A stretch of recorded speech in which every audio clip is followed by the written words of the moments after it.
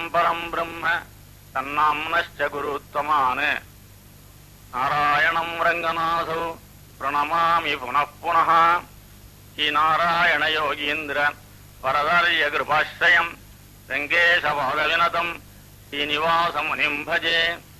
ஸ்ரீமான் வெங்கடநாதார்யः கவிதார்க்கிககேசரி வேதாந்தாச்சார்யவர்யோ மே சந்நிதத்தாம் சதா ஹிருதி.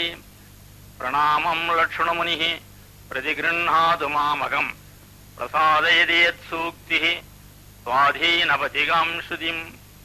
தஸ்மை ராமானுஜார்யாய நமः பரமயோகினே யஸ்ருதி ஸ்மிருதி சூத்ராணாம் அந்தர்ஜ்வரமசீஷமத் ஞானானந்தமயம் தேவம் நிர்மலஸ்படிகாகிருதிம் ஆதாரம் சர்வவித்யானாம் ஹயக்ரீவம் உபாஸ்மஹே. யதிராஜ சப்ததிஹி. பகவத் ராமானுஜர். திங்கள வருஷம் சித்திரை மாதம் சுக்ல பஞ்சமி வெள்ளிக்கிழமை திருவாதிரையில் 13/4/17 ஸ்ரீபெரும்பூதியூரில் ஹரிதகுலத்தில் ஆசூரி கேசவ சோமயாஜிக்கும் பெரிய திருமலை நம்பியின் சகோதரியான காந்திமதி எனும் ஸ்ரீ பூமி பிராட்டியாருக்கும் திருக்குமாரனாக அவதரித்தார். மாமாவினால் லட்சுமணன் இளைபெருமாள் என பெயரிடப்பட்டார். 16வது வயதிற்குள் வேதசாஸ்திரங்களை கசடர கற்றார். 17வது வயதில் தஞ்சமாம்பாள் ரட்சகாம்பாள் என்பவளை மணந்தார். பின்னர் காஞ்சிபுரம் சென்று யாதவ பிரகாசரிடம் அத்வைத மத நூல்களை கற்றார்.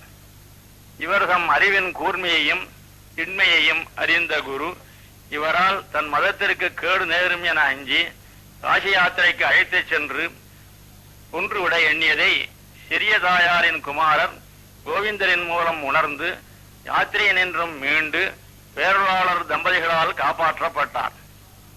காஞ்சிக்கு எழுந்தருளிய ஆளவந்தார் ஆச்சாரியரால் இவர் நம் சம்பிரதாய ரட்சகராக கடவுது என அனுகிரகிக்கப்பட்டு திருக்கட்சி நம்பியின் மூலமாக தேவாதிராஜனால் நாராயணனே பரதத்துவம், பிரிக்கில் பேதமும் கூட்டில் அபேதமுமே நம் தரிசனம், பரமனை அடைய பிரபத்தியே உபாயம், அந்திம ஸ்மிருதி அவசியமில்லை, சரீராவசானத்தில் மோட்சம், பெரிய நம்பி திருடிகளையே ஆசிரிப்பது எனும் 6 வார்த்தைகளை கொண்ட உபதேசமாக பெற்றார்.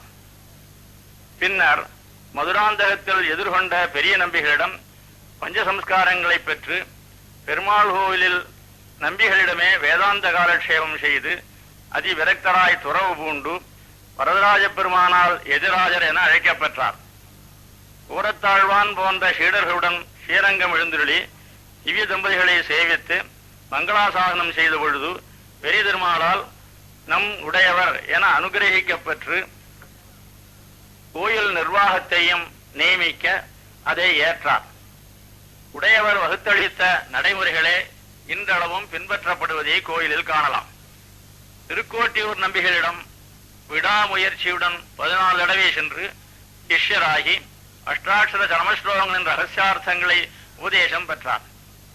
மந்திரார்த்தத்தை ஒவ்வொரு கோயிலின் அஷ்டாங்க விமானத்திலிருந்து பக்தர்களான பொதுமக்களுக்கு உபதேசித்து அனைவரும் வீடு வேறு பெற்று உய்ய வேண்டும் எனும் தனது உயர்ந்த பெருநோக்கத்தை வெளிக்காட்டினார். இவரது பரோபகார சிந்தையை பாராட்டி திருக்கோஷ்டியூர் நம்பியே வைஷ்ணவ சித்தாந்தத்திற்கு ராமானுஜ தரிசனம் என பெயரிட்டார். இவருடைய கருணை செயலில் நின்றும் நாமும் உபதேசம் பெற்றோம். இவர் எம்பெருமானாரோ என வியந்தாராம். அன்று முதல் எம்பெருமானார் எனவும் அழைக்கப்படலானார். பின்னர் வடதேசம் சென்று காஷ்மீரில் போதாயன விருத்தியை பெற்று பிரம்மசூத்திர பாஷ்யம், வேதாந்தசாரம், வேதாந்த தீபம், வேதாந்த சங்கிரகம் நூல்களை இயற்றி ஆளவந்தாரின் கனவை நனவாக்கினார். சூத்திர பாஷ்யத்தை கேட்டு சரஸ்வதி தேவி அதற்கு ஸ்ரீபாஷ்யம் என்றும் உடையவருக்கு ஸ்ரீபாஷ்யகாரர் எனவும் திருநாமமிட்டு தான் ஆராதித்த லட்சுமி ஹைகிரீவனையும் அளித்து அருளினார். பங்குனி உத்தரத்தின் போது திவ்ய தம்பதிகளின் சேர்த்தியில் கத்தியத்திரத்தை அனுசந்தித்து பிரபத்தி அனுஷ்டான கிரமத்தை நமக்கு காட்டி தானும் கிருதார்த்தனானார். நித்தியம் எனும் நூலினால் பரமேகாந்திகளின் திருவாராதன முறையை சிக்ஷித்தார். சிஷ்யரான பிள்ளானி திருவாய்மொழிக்கு உரை 6000 எழுத நியமித்து அவருக்கு திருக்குறகை பிரான் பிள்ளான் என்றும் அவர் உரைக்கு பகவத் விஷயம் என்றும் திருநாமம் சாற்றியபடி 74 சிம்மாசனாதிபதிகளை நியமித்து விசிஷ்டாத்வைத மத பிரச்சாரத்திற்கு வித்திட்டாயிற்று. இவ்வாறு ஸ்ரீவைஷ்ணவ லோகத்திற்கு பிராபியராயும் பிராபகராயும் குருவாயும் குல தெய்வமாயும் விளங்கிய எதிராஜரை 70 ஸ்லோகங்களால் துதிக்க புகுந்த சுவாமி தேசிகன் அசாவசாவிதி ஸ்ருதிகளுக்கு இணங்கவும் எதிராஜரின் ஸ்ரீசூக்திகள் அனைத்தும் பரமுருகனையே இலக்காக கொண்டபடியாலும் ஆச்சாரிய பரம்பரையில் பிரதம குருவான சிவன் நாராயணனையே முதலில் துதிக்க தொடங்குகிறார். கமப்பியாஜ்யம் குரும் வந்தே கமலாகிருகமேதினம் பிரபக்தா சந்தசாம் பக்தா பஞ்சராத்திரஸ்வயம். சுவாமி தேசிகன் தனது மாமாவான ஆத்திரேய ராமானுஜாச்சாரியர் எனும் அப்புள்ளாரிடம் வேதாந்தங்களையும் பிற சாஸ்திரங்களையும் சம்பிரதாயங்களையும் கசடர கற்றவர். அவ்வாறு பயின்ற பொருள்களுக்கெல்லாம் மூலமாக திகழ்வது ஆச்சாரிய தன்மைக்கே எல்லைநிலமாக விளங்கிய எதிராஜருடைய ஸ்ரீசூக்திகளான ஸ்ரீபாஷ்யாதி நூல்களே. இவற்றில் அறியப்படுபவை அனைத்தும் எம்பெருமான் தொடங்கி எதிராஜர் வரை இடையறாத உபதேச பரம்பரையாலே வந்தவை. எனவே லட்சுமிநாதன் தொடங்கி எதிராஜர் வரை உள்ள ஆச்சாரிய பரம்பரையை இதயத்தில் அடங்காத பக்தி வெள்ளத்தில் மூழ்கியவராய் துதிக்க தொடங்குகிறார். தொடங்கியவருக்கு நான் எழவில்லை. ஏன்? எம்பெருமான் விசித்திரமான சக்தியை ஆற்றலை உடையவன், அனைத்தையும் ஆக்கியும் காத்தும் அழித்தும் விளையாடுபவன், எங்கும் இருப்பவன், அளவற்ற சொரூபத்தையும் திருமேனியையும் குண விபூதிகளையும் உடைய அவனை யார் காண்பது? எப்படி துதிப்பது? வேதங்களே அவனை துதிக்க புகுந்து பின்வாங்கியதே. ஆயினும் அவன் நம் ஆச்சாரிய பரம்பரையில் பிரதமாச்சாரியனாயிற்றே. மகாபிரளயத்திற்கு பிறகு தத்துவங்களையும் அண்டங்களையும் படைத்து தன் நாவிகமலத்தில் நான்முகனை சிருஷ்டித்து நமக்கு கரண கலேபரங்களை, அதாவது உடலையும் புலன்களையும் அளித்து உருவாக்க நியமித்த போது அறிவிலியாய் அசக்தனாய் தவித்த பிரமனுக்கு 4 வேதங்களையும் உபதேசித்தான். நாமே கற்றவன் என ஆணவம் தலை தூக்கிய போது மது கேட்டவர்கள் வேதங்களை பறித்து செல்ல அவர்களை கொன்று வேதங்களை மீட்டு மீண்டும் வெள்ளை பரிமுகனாய் தேசிகராய் நின்று உபதேசித்தபடியாலே ஆதிகுருவான பரமனை வணங்கி துதிக்கலானார். உபதேச பரம்பரையாக ஞான தனம் நம்வரை கிடைக்க பரமோபகாரம் செய்தவள் புருஷகார பூதையான பிராட்டி. இவளோடு சிறிதும் பிரியாத திருமார்பனாய் சேர்ந்தே சேஷியாய் நம் தியானத்திற்கும் சாட்சா்காரத்திற்கும் இலக்காகிறவள் இலக்கராகிறவன் சியப்பதியான ஆதிகுரு. இவன் வேதங்களை மாத்திரம் வெளியிட்டவன் அல்ல.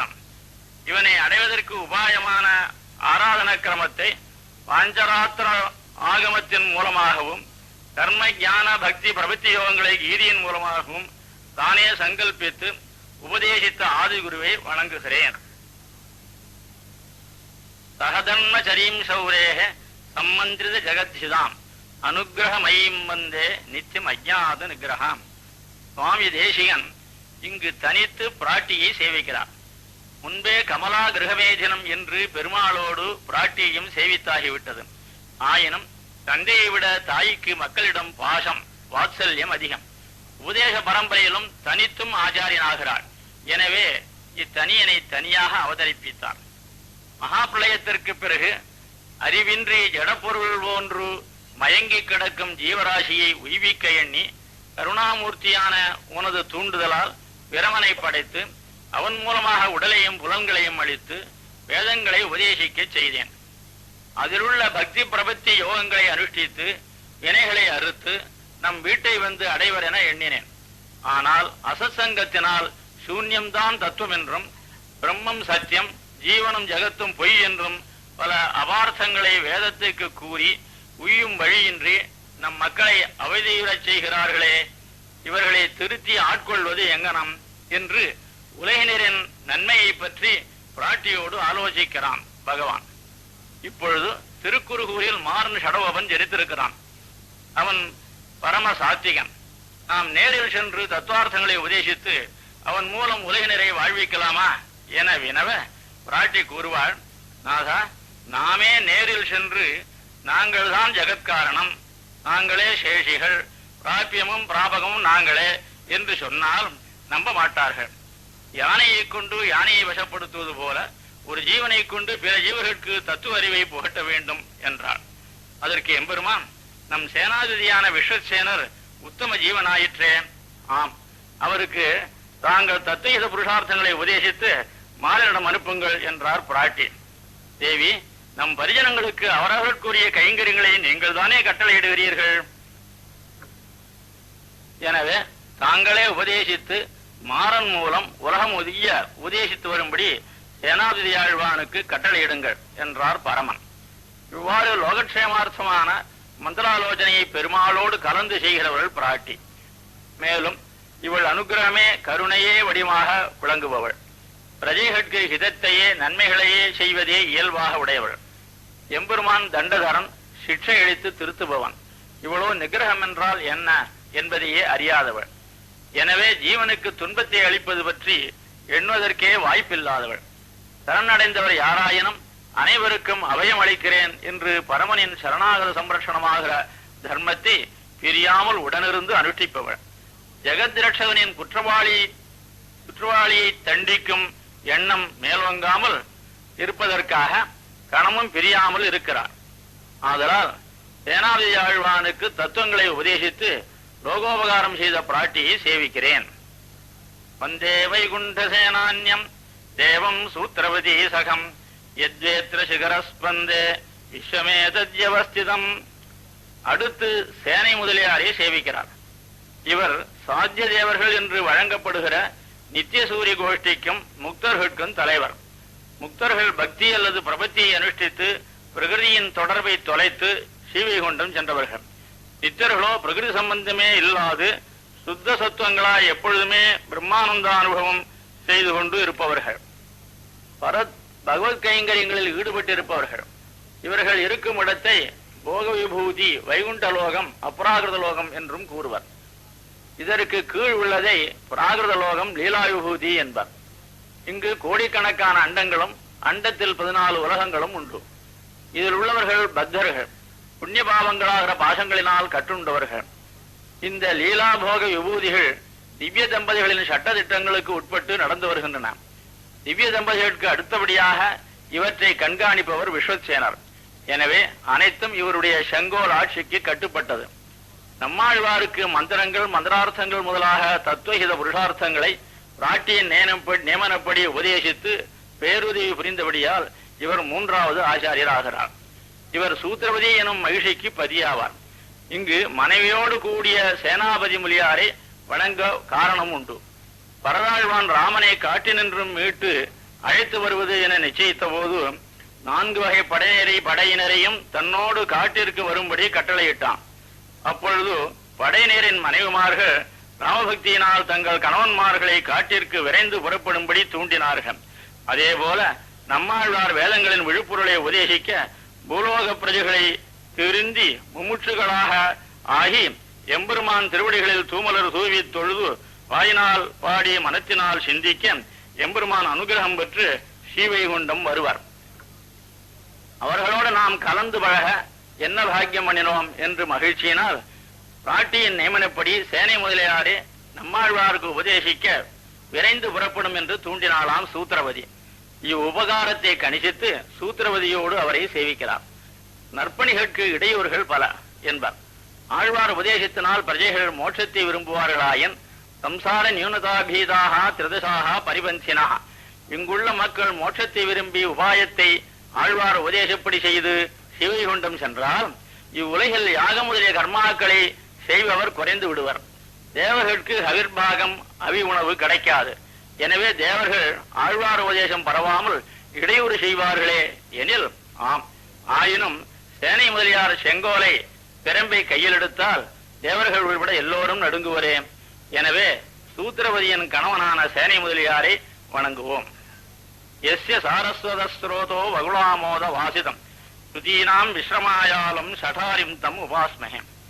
நம்மாழ்வார் பாண்டிய நாட்டின் தாமிரபரணி நதிக்கரையில் உள்ள திருக்குறுகை நகரில் கலியுகம் பிறந்து 46வது நாளில் கிபி 9ஆம் நூற்றாண்டின் முற்பகுதியில் பிரமாதி வருஷம் வைகாசி மாசம் பௌர்ணமி வெள்ளிக்கிழமை விசாகா நட்சத்திரம் கூடிய சுபதினத்தில் சிவன் நாராயணன் சேனை முதலியார் இருவரின் அம்சமாக காரியார் உடையனங்கை எனும் பாகவதோத்தம தம்பதிகளுக்கு திருக்குறுங்குடி நம்பி பெருமானின் அனுகிரகத்தால் திருக்குமாரராக அவதரித்தவர்.